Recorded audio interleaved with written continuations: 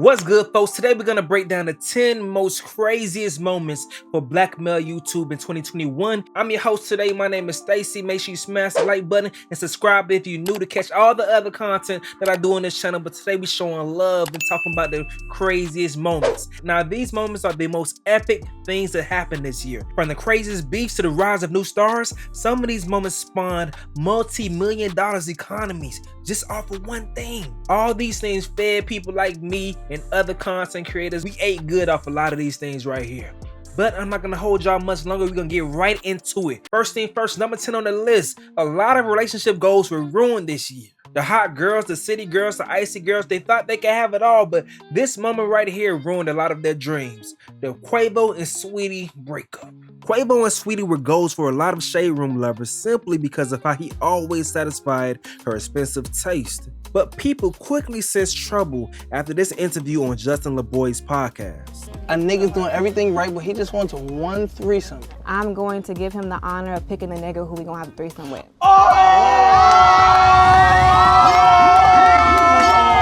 After receiving backlash, Saweetie went on a full-blown smear campaign to boost her profile by throwing Quavo under the bus. She exposed the couple's breakup and allegedly leaked footage from an elevator fight between the two. Once she realized the media wasn't taking her side, she went back to minding her business and blowing up toilets with them nasty-ass hood recipes. That was some crazy shit, but moments like those led to a lot of great discussions. And that leads me to number 9. The digital gender war and the homies, the men taking the goddamn lead. You might as well say we won that motherfucker at this point.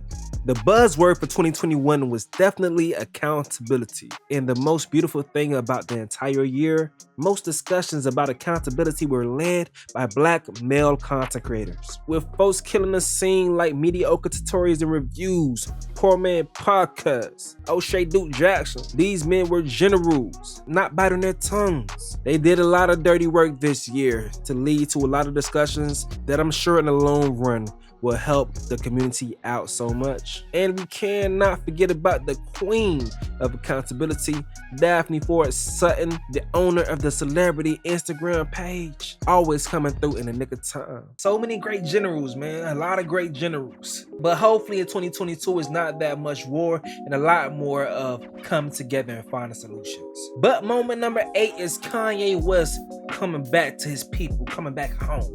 After beginning the divorce process with Kim K, Kanye West returned back to his people. Ye was very busy this year with dropping his Donda album, changing his name, beefing with Drake, ending the beef with Drake, and delivering an instant classic Drink Champs interview. Number 7, Wack 100. The manager became one of the most entertaining talents on this YouTube platform in 2021. 21. I don't know, I guess 21. Listen to me, nephew. 9 friends now. Listen to me. Put on Listen the show, to me, bro. But I ain't with all met that you extra before. You been real humble. Me and you both know, nigga. If you was standing in front of me right now, you wouldn't have that energy. Yeah, stop doing nigga, that. that's cap. Nigga, that's on my kids. Nigga, All right. check this out. Yeah, right. Nigga, I'm gonna beat your motherfucking little ass, you little bitty ass boy. When you want to get out, my nigga. Now I'm gonna let my homie Chig Smooth take over this topic because if anybody knows about this, it's that boy right there. What's up, guys? It's your boy Chick Smooth. Hey man, listen, shout out to my guy Stacy for being one of the hardest working content creators out there on YouTube right now. If you guys are not subscribed to his channel, definitely go sub to his channel. I definitely see him blowing up crazy next year. But speaking of blowing up, man, salute to Wack 100 for going crazy this year and being this year's social commentator of the year. I'm calling it now. There was no one as entertaining as Wack 100 was this year. From his very entertaining clubhouse conversations to just wanting to get down with just about anybody, it's obvious that Wack has definitely created a lane for himself. Now, not only is he knowledgeable in different topics going on in hip-hop, if you guys don't know, Wack has over 15 plus years of the game. He used to manage the game. He used to also manage Ray J. So he definitely has a lot of interesting ties, but he's also street smart as well. When I think of Wack 100, I definitely get shades of Tax Stone, someone who has some industry ties.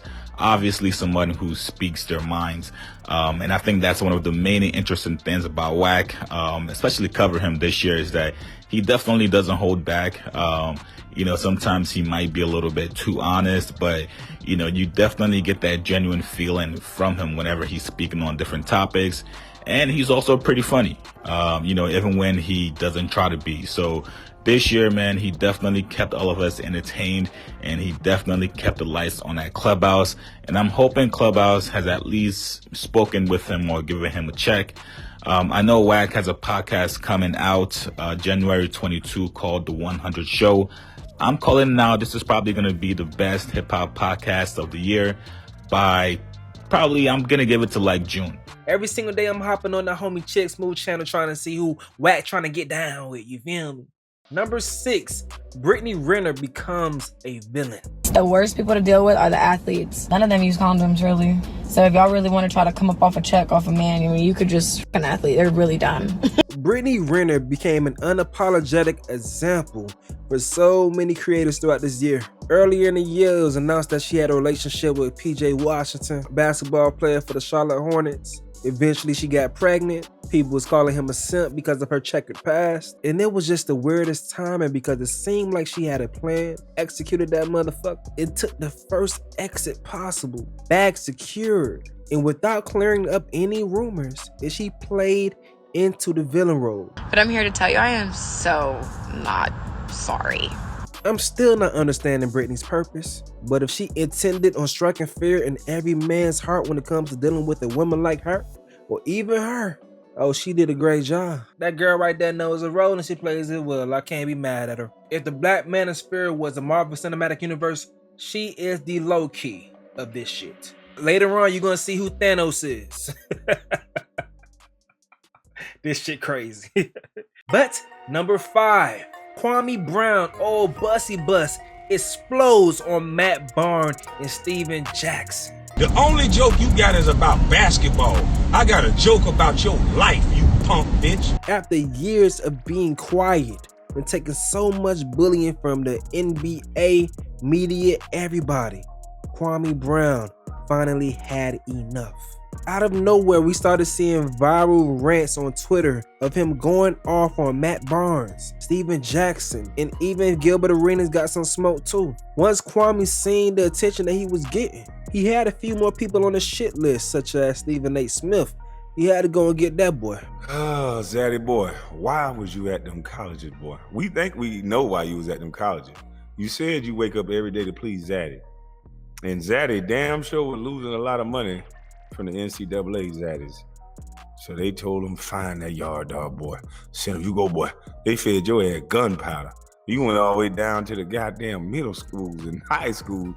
They fed your bitch ass gunpowder. Man, I'll tell you, it was a good time seeing Kwame give everybody a little bit of his mama's cooking.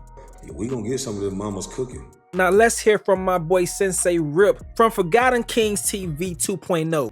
Gang, what's going on, y'all? Sensei Rip here from Forgotten Kings TV 2.0. You know, I had to pull up and support the good homie Stacy, man. I love what you're doing with your channel and your platform. Continue to be great, continue to evolve and better your craft. And we doing bigger and better things in 2022, man. That's just all I'm saying. Like I said, this year has been one hell of a roller coaster ride. Shout out to Kwame Brown and the whole Bust Life Gang movement. Self-talk, gems for Kwame Brown. You know, so many of us content creators, man, just trying to find our way on these YouTube streets. And thanks to Kwame and what he's been doing, a lot of us have been eating. So, man, nothing but blessings to him and his family. And like I said, we just want to continue to evolve, man. Bigger and better things, all 2022. So happy New Year's to you on your platform. And I'll catch you at the next one. Peace. Number 4, the Fresh and Fit versus Abba and Preach Beef. That right there, that was some good shit. With the help from one main content creator who we'll talk about a little bit later, Fresh and Fit became one of the most entertaining podcasts in the manosphere. Controversial. It is. You're gonna keep being disrespectful. It is. All right, get the fuck out. No problem. Real talk, get out. Oh, that All right, you gotta go, man. You gotta go. You gotta go. You're wild. Here we go. But yet still entertaining. They had a very strong strategy to get well-known creators to come on their platforms and have in-depth conversations about dating, and also sit down with some IG models or OnlyFans chicks give them some liquor, then everyone's talking crazy. It leads to some interesting moments, some very interesting moments. Now, one of the guests that they had on the podcast was Abba and Preach. Abba and Preach runs a YouTube channel where they do reactions and criticize a lot of other content creators. When people have their low moments, you know, they give them that correction. The two are also comedians, so they try their best to deliver things in a lighthearted, funny way, but they may roast you a little bit. The situation came where Abba and Preach covered a subject from their collaboration with Fresh and Fit. And for me, I don't want a bitch's pussy. I want her soul. You ain't getting nobody's soul. The f you think you are, Ghostbusters? But it was months down the line. They critiqued Fresh and Fit very hard, and Fresh and Fit took offense because they felt like they needed a warning before they went that hard on them. But instead of simply communicating that, Fresh and Fit went off the deep end and said a lot of foul shit, including disrespecting Preach's wife. Now you talk shit about my wife? This nigga Preach is married, probably to a fucking beluga whale somewhere, and y'all niggas talking shit. And you talk shit about my country. Old bitch said that he was about to send me on a boat to my country, to Haiti. God, you guys want to fucking box? I'll box both you motherfuckers too. Fuck out of here, man. I'm gonna take one bitch and the other bitch. You guys are two bitches, twin sisters. That's your new name. Not Fresh and Fit, twin sisters. The YouTube community did not like the arrogance that came from Fresh and Fit, and you've seen that reflection in them losing followers dramatically. And this situation spawned so many other issues with Fresh and Fit. They eventually had to come and do almost, I think, a 5-hour live stream addressing every damn allegation. And one of the biggest things that stuck out was their fallout with Kevin Samuels that they confirmed on this live stream. Since then, Fresh and Fit has bounced back. Abba and Preach are still moving fun, and it's been a lot of petty back and forth, as well as copyright claims that's being filed by Fresh and Fit on a number of content creators, including Abba and Preach, in their attempt to silence all critics. Not only didn't the YouTube community like that, but YouTube itself threatened to terminate Fresh and Fit's channel if they did not remove the claims within 7 days. As of now, things have cooled off again, and we will see what the future holds for Fresh and Fit and Abba and Preach. I owe a lot of thanks to that situation right there, because I know a lot of my subscribers came from covering that shit right there. So shouts out to Fresh and Fit and Abba and Preach for just that. And number 3, Olympus has fallen. Derrick Jaxn's cheating scandal. For years, Derrick Jaxn was known as the biggest panderer we've ever seen. It was disgusting, the level that he decided to pander to women. And it was so flagrant that men knew it was something that just wasn't right about this one.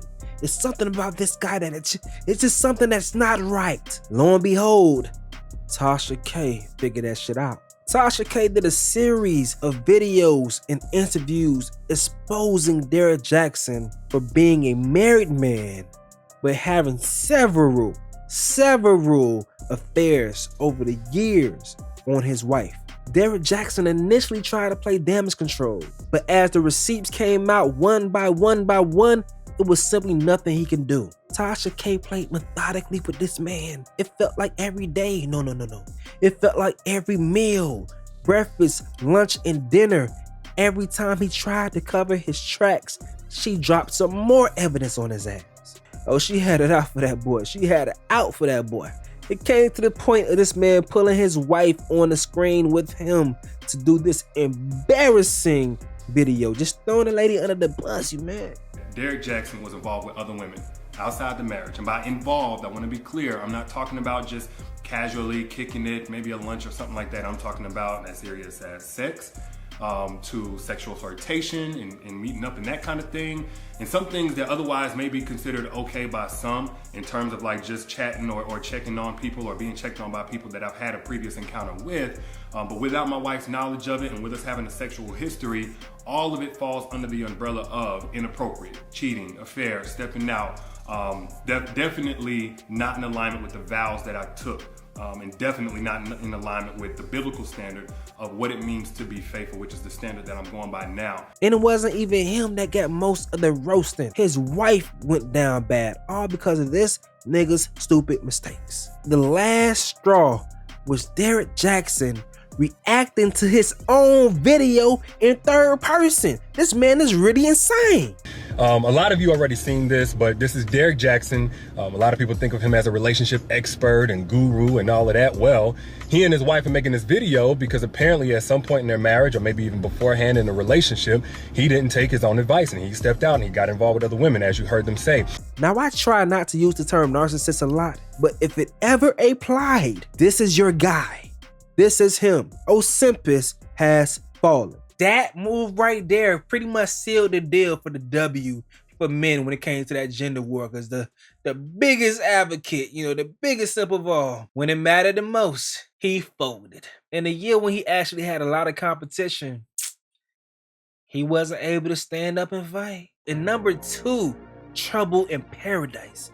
Joe Budden fires Rory and Mal. Rory, from this point forward, you are fired. Joe Budden firing Rory and Mal was some of the most wildest shit we experienced. And it all came from contract disputes that bubbled over into the actual working relationship. And these dudes just couldn't sit next to each other anymore, to the point that they challenged each other to fights live on air. Eventually, Joe couldn't take it anymore and he decided to suspend Rory. And since Rory was suspended, Mal said he was riding with his boy, and then he said he wasn't coming back either. After some more behind the scene conversations and things just getting too bad, Joe decided to come on air and fire Rory. Not Mal, but he fired Rory, and Mal ended up leaving too. Now, the best content that came from this situation was academics doing a full-blown funeral ceremony for Rory and Mal. Rory! Mealy! Now, I cannot play the clips, but that Twitch was a epic moment. I've never seen nobody talk about one topic for 4 hours straight with so much energy, so much conviction. Since then, Rory and Mal have started their own podcast and they're doing pretty well. Joe Budden, after losing a lot of respect from his viewers, his numbers are starting to pick back up because, let's just face it, the man is just talented at what he does. And Academics actually has the #1 hip-hop podcast on Spotify, and he's going viral all the damn time. Now, all of those things were some huge moments, but there's only one that reigns supreme. This moment led to so much content. A multi-million-dollar economy has spawned from this moment. Average looking women tend not to get high earning men. They tend to get average men. Kevin Samuels, your average at best video. I really just wanted some advice. I love your I'm giving you advice, but you're not taking it. The advice is, ma'am, you're average looking at best. Now, this video actually came out before 2020 was finished, but it really grew legs in 2021. That video was a very, very powerful moment, but what spawned from that shit was even crazier. Night in and night out, Kevin Samuels became one of the hardest working people that we've seen on this platform, doing hours and hours of live streams with a very solid system, and he had conversations that needed to be had. And this created a snowball effect. So many people were reacting to these conversations, speaking about these conversations. The most unique thing about this was finally seeing a man, a black man, speak for other black men unapologetically about our true wants, needs, desires, and relationships. For many years, black men were just told to just go out there and you're gonna get what you just get. And you better be happy with whatever that is, because the audacity of you to have some type of standards and the audacity for you to speak on it. But that changed with Kevin Samuels asking women their dress size. And to think that he was doing this too. What would you rank yourself on a scale from 1 to 10? You cannot use 7. Oh, that boy shook shit up. That man shook shit up. They couldn't take him no more. They couldn't take him. But it was too bad. The train was already rolling. It was moving. People all around just wanted to continue having these conversations. And that led to so many more content creators speaking their minds, especially black men speaking their minds, and they were able to create platforms as well. A lot of people's lives have changed, all from that one moment. Shouts out to the Godfather Kevin Samuels. Shouts out to every other moment that's mentioned on this list. This year was one of the best years of my life. I was able to do something that I love and actually was able to make money from it. I'm looking to grow so much more with you guys, and hopefully I create a moment that lands on this list right here. Oh shit, you might too. You might too. I appreciate y'all for watching this video. Make sure you smash the like button on your way out. It's your boy YeaImStacie, and I fuck with you. And the reason why, because you fucks with me. Hey, I'm out.